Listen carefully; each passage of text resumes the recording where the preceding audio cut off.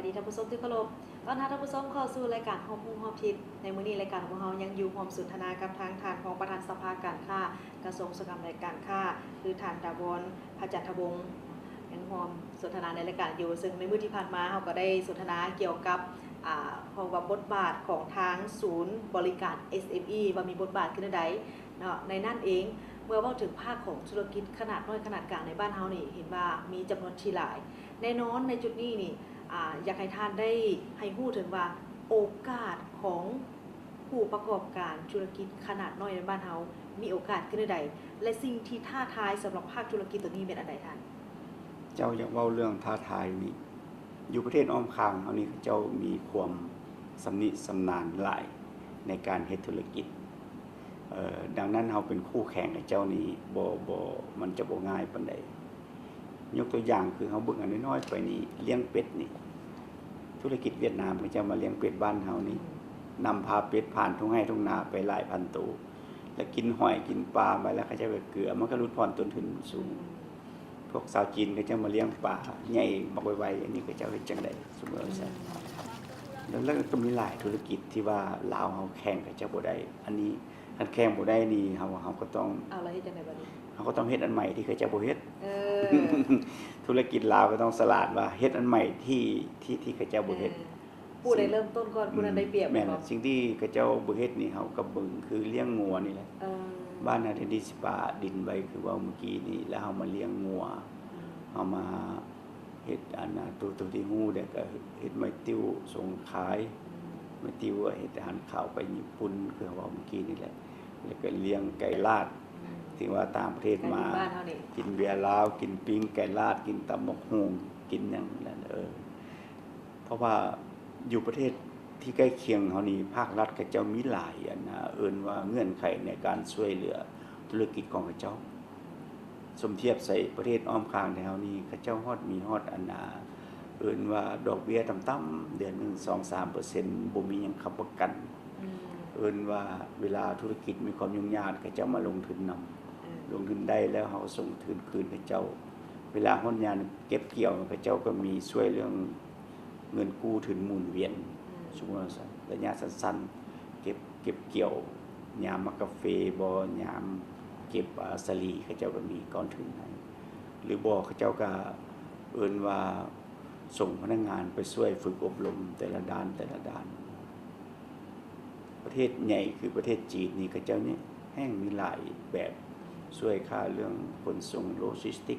เครื่องหยังแล้ววันนี้กลับมาหาบ้านเฮาดิจะเฮ็ดเท่าใดล่ะบัดนี้บ้านเฮานี่ต้นทุนในการผลิตบางคนก็ยังบอกว่ายังสูงอยู่ในเมื่อต้นทุนการผลิตสูงแน่นอนเฮาก็จำเป็นต้องได้ขายในราคาที่แพงถ้าแพงแล้วก็สิมีปัญหาเรื่องของการขายเนาะตลาดการส่งออกบ่ได้ขายภายในก็บ่ได้เท่าที่ควรเลยจังได๋ล่ะสิบ่เสี่ยงต่อการล่มละลายบ่ธุรกิจของเฮานี่เกิดความกังวลหลายๆอันแบบนี้แต่ว่าเฮาก็มีหลายรูปแบบเนาะถ้าว่าคือว่าเมื่อกี้ตัวนี้สู้บ่ได้เฮาก็เฮ็ดแบบใหม่สิ่งที่นำเข้าเฮาก็จำเป็นได้นำเข้าสิ่งที่เฮาเฮ็ดอันน่ะผลิตออกไปขายต่างประเทศได้เฮาก็เฮ็ดอันนั้นเดี๋ยวนี้พยายามเบิ่งว่าเฮาสิเอาเอิ้นว่ากะหล่ำปีไปขายอยู่ประเทศสิงคโปร์อันนี้มีผู้ไปศึกษาได้ไปไล่เบิ่งว่ามีความเป็นไปได้บ่เฮาก็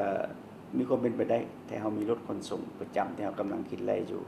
ถ้าว่ามื้อใดอันนั้นเชิญโทรภาพไปออกคันว่าเฮาสามารถส่งสินค้ากสิกรรมเฮาไปประเทศสิงคโปร์สิงคโปร์ก็เป็นตลาดใหญ่แต่ว่าแน่นอนคุณภาพราคามีหยังนั่นแหละเพราะว่าภาครัฐนี่ก็ต้องได้ออกแรงช่วยทางธุรกิจถ้าเฮาปล่อยไปตามธรรมชาตินี่มันต้องได้นำเข้ามาหมดเพราะว่าเฮาสู้เขาจะบ่ได้ดังนั้นสิ่งที่เฮาสู้เขาจะได้ก็คือว่าเมื่อกี้นี่แหละมันก็มีอยู่เฮาเฮ็ดในสิ่งที่เขาเจ้าบ่เฮ็ดเฮาเฮ็ดแนวมันที่ว่ามันน้อยๆแต่มันแพงจักสิว่าจังได๋เรื่องหัตถกรรมนี่เฮาก็สู้เขาเจ้าได้เรื่องหัตถกรรมสีไม้ลายมือสีไม้ลายมือก็เป็นเอกลักษณ์แบบนี้แล้วท่านคิดว่าอันใดที่เป็นท่าแห้งที่สุดสำหรับธุรกิจ SME บ้านเฮาท่าแห้งของบ้านเฮาท่าแห้งนี่แม่นเรื่องท่องเที่ยวนี่มันก็เป็นท่าแห้งอยู่การท่องเที่ยวเนาะคนยังไม่เห็นเมืองลาวยังมาเห็นแท้ว่านึงแม่นเป็นประเทศนึงซึ่งบ่คือไผเนาะไผมาไผก็อยาก เว้ารวมนี่คนนี่มักเมืองลาวนี่อยากเห็นเมืองลาวนี่หลาย มันเป็นประเทศที่พิเศษจักสิว่าจังได๋คือเฮานี่แหละสิให้ไปอยู่ประเทศอื่นอยู่บ่ได้เด็ดขาดต้องมาอยู่เมืองลาวเฮา ต้องกลับมาบ้านเฮา ต่างประเทศเขาเจ้ามาเขาเจ้าก็ให้คำปรึกษาดีว่าควรสิบ่ควรพัฒนาไปไวโพดเห็นมีตึกมีนั่นบ่เฮ็ดแบบลาวนั่นแหละแต่ว่าด้วยให้มันมีรายรับแบบต่อเนื่องก็เฮาสามารถส่งสินค้าเฮาออกไปขายต่างประเทศเป็นประจำให้เงินตาเข้ามาเอิ้นว่าลูกหลานได้เรียนหนังสือแม่นหยังนี่แหละจักสิว่าจังได๋ อันนี้ก็จะเป็นอีกทางหนึ่งที่จะช่วยภาคธุรกิจเฮาแน่นอนเมื่อเว้าถึงเรื่องการท่องเที่ยวแล้วเนาะในปีนี้ 2018ลาวเฮาได้เปิดเป็นปีท่องเที่ยว อันนี้ก็ถือว่าเป็นอีกโอกาสหนึงให้กับบรรดาผู้ประกอบการเช่นว่าผู้ประกอบการทางด้านการบริการบ่ว่าจะเป็นโรงแรมเมืองพักร้านอาหารบ่สถานที่ท่องเที่ยวต่างๆนี่อันนี้ก็ถือว่าเป็นโอกาสดีของพระเจ้าอยู่นั่น แม่นแหละเป็นโอกาสดี คนได้เห็นแล้วก็ยังมาตึมแต่ว่าสมมติว่าคนลาวที่เขาเจ้าอยู่ต่างประเทศอยู่อเมริกาอยู่ยุโรปอยู่อย่างก็คันเขาเจ้ามาก็จะขอร้องว่าเอื้อมหน่วยความสะดวกให้เขาเจ้าเขาเจ้ามาจ่ายเงินเนี่ยให้พี่ให้น้อง แล้วเมื่อเว้าถึงการดำเนินธุรกิจแล้วท่านเนาะอันนี้บางคนก็บอกว่าขั้นตอนในการขออนุญาตนี่บางครั้งก็ยังพบกับความยุ่งยากล่าช้าแบบนี้นี่อันนี้นี่เฮาได้มีการอำนวยความสะดวกคือใดๆที่ผ่านมาแล้วก็มีอันใดๆที่คิดว่ายังต้องมีการปรับปรุงเติมอีก กันตามได้ประชุมกับได้ไปประชุมเทื่อนึงอยู่ห้องการท่านนายกเป็นประธานเพิ่นสิจัดแบบที่ว่าให้มันง่ายขึ้นหลายเท่าบนเปอร์เซ็นต์ได้หลายเท่า เป็นต้นแม่นจัดว่า one stop service บ่เป็นห้องการของลงทุนนั้นเป็นผู้รับเอกสารทั้งหมดแล้ว มันออกมาเป็นใบอนุญาตด้วยแล้วบ่อนใดที่ว่าเท่านั้นมื้อ30มื้อยอมมาเป็น15มื้อคิดว่าคันตัวนี้ออกมาแล้วมันสิง่ายจะช่วยได้บ่จะช่วยได้เฮ็ดเอิ้นว่าพวกเฮ็ดธุรกิจนี่มันง่ายขึ้นตึงใส่หัวไปเฮ็ดธุรกิจพุ่นจะสุมาแล่นเวียกให้มันยุ่งยากกว่านั้นประหยัดเวลาแล้วขั้นตอนในการเรียนเอกสุขศาสตร์แน่นอนถ้ามันง่ายขึ้นบรรดาผู้ประกอบการก็จะตัดสินใจมาลงสู่ภาคของธุรกิจนี่ในเมื่อว่าเว้าถึงการดำเนินธุรกิจแล้วเนาะถ้าว่าเว้าถึงว่านักศึกษาที่จบใหม่ในส่วนหลายคนก็ยังตั้งเป้าว่าจะไปเฮ็ดเวียกนำภาครัฐกระทรวงนั้นกระทรวงนี้หรือว่าไปเฮ็ดเวียกกับบริษัทนั้นบริษัทนี้ซึ่งในนั้นเนาะ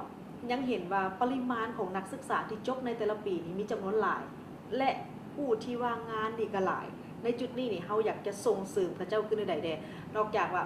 บ่ไปเฮ็ดเวียกเป็นพนักงานแล้วต้องเฮ็ดธุรกิจคันว่าเฮ็ดธุรกิจแล้วหลายคนก็บอกว่าจักสิไปเฮ็ดหยังสิปิ้งกล้วยจีกล้วยขายก็คือสิบ่แม่นสิเป็นไปบ่ได้ย่านเลี้ยงตัวเองบ่กุ้มนี่เฮาจะมีวิธีแนะนำพระเจ้าในใดผู้ที่ว่าพ่อแม่เป็นนักธุรกิจนี่มันสิมีเงื่อนไขหลายกว่าหมู่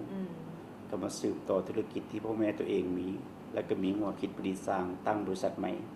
ซึ่งว่าตัวเองมักที่เฮ็ดพ่อแม่ก็ลงทุนให้บ่พอกับผู้แล้วสักส่วนหมู่คู่ที่เรียนด้วยกันนั้นมาเฮ็ดนำกันก่อนถ้าเขาเจ้าชำนาญแล้วเขาตั้งบริษัทใหม่เอิ้นว่าดังแล้วแยกวงนั่นแหละมันก็ธุรกิจมันก็ค่อยขยายตัวไปถ้าว่าเฮาไปเฮ็ดเวียกนำมันธุรกิจเฮาเป็นสร้างจอดชำนาญก็ออกมาตั้งบริษัทเฮาเองดังนั้นเฮาไปเฮ็ดเรื่องบริการนานาเรื่องอาหารบริการเต้นบริการนี่คันเฮาชำนาญแล้วเฮาก็เบิ่งแบบวิธีหมดแล้วก็ค่อยทยอยมาสภาการค้าพวกเฮานี่พร้อมแล้วที่จะช่วยผู้ที่ชำนาญงานแต่บ่มีทุนนี่ให้ก้าวไปถึงให้ก้าวไปบ่อนว่าสมมุติว่าค่อยล้างรถเป็นได้อยู่นี่3ปีแล้วชำนาญฮู้หมดค่อยอยากตั้งห้านเองอ้ายคิดว่าจังได๋บ่อึดพวกหมู่คู่ที่ว่าพวกกองทุนเมื่อกี้นี่ลงทุนให้ก่อนเพิ่นจะช่วยตัวนี้เข้ามาหาเฮาโลดบ่ล้มเด็ดขาดเว้นเสียแต่ว่าผู้นั้นไปลีนการพนันไปกินเหล้าเมายาแล้วบ่มีเงินอันนั้นแต่ว่าเฮาเบิ่งบุคลิกแล้วสำเร็จแน่นอนหมายว่ามักหัวใจของการเฮ็ดธุรกิจก็คือต้องเฮ็ดแท้ทำจริงแม่นแหละต้องดูมันนี่บ่มีรูปทุนประสบผลสำเร็จแน่นอนอันนี้ฝากไว้เลยเนาะสำหรับท่านผู้ชมท่านใดที่ยังกำลังเบิ่งอยู่ว่าธุรกิจของเฮานี่เนาะจะสามารถขยับขยายไปเป็นธุรกิจขนาดกลางขนาดใหญ่ได้ในอนาคตหรือบ่หรือว่าผู้ที่ว่าต้องการอยากจะดำเนินธุรกิจแต่ยังบ่ฮู้ว่าจะลง2ทางใดดีจะไปทางใดดียังสับสนอยู่นี่บ่ยากเข้ามาหาทางสภาการค้าเลยมาหาศูนย์บริการ SME นี่เพิ่นพร้อมที่จะให้คำปรึกษาแล้วก็แนะนำพร้อมเดียวกันนัดถ้าว่ามีปัญหาเรื่องแรงทุนก็บ่ยากเนาะทางเพิ่นมีคำแนะนำที่ดีๆให้ท่านผู้ชมทั้งหมดนี้ก็คือเรื่องราวต่างๆที่ทางรายการของเราได้นำมาสนทนาในวันนี้หวังว่าคงจะเป็นอีกหนึ่งความรู้ให้แก่ทางท่านผู้ชมโดยเฉพาะก็เป็นผู้ที่ต้องการที่จะดำเนินธุรกิจเป็นของตนเอง หรือว่ากำลังดำเนินธุรกิจอยู่แล้วประสบปัญหาอันนี้บ่ยากขอให้เข้ามาหาทางสภาการค้าเพิ่นพร้อมแล้วที่จะอำนวยความสะดวกและพร้อมแล้วที่จะให้คำแนะนำขอขอบใจหลายๆเนาะท่านเนาะที่มาได้สละเวลามาร่วมในรายการและได้สนทนาในรายการให้กับทางท่านผู้ชมได้รับรู้เกี่ยวกับบรรดาข้อมูลต่างๆเป็นต้นก็เป็นเรื่องของแรงทุนหรือว่าเรื่องของข้อมูลในการดำเนินธุรกิจต่างๆว่าจะเฮ็ดแนวใดจึงจะประสบผลสำเร็จเฮ็ดแนวใดจึงจะไปรอดอันนี้มันเป็นอีกช่องทางหนึ่งในการบริการพ่อแม่ประชาชนและพบกันได้ใหม่ในมื้อหน้าสำหรับมื้อนี้ข้าพเจ้าพร้อมด้วยแขกรับเชิญในรายการลาท่านผู้ชมไปด้วยเวลาเพียงเท่านี้สบายดี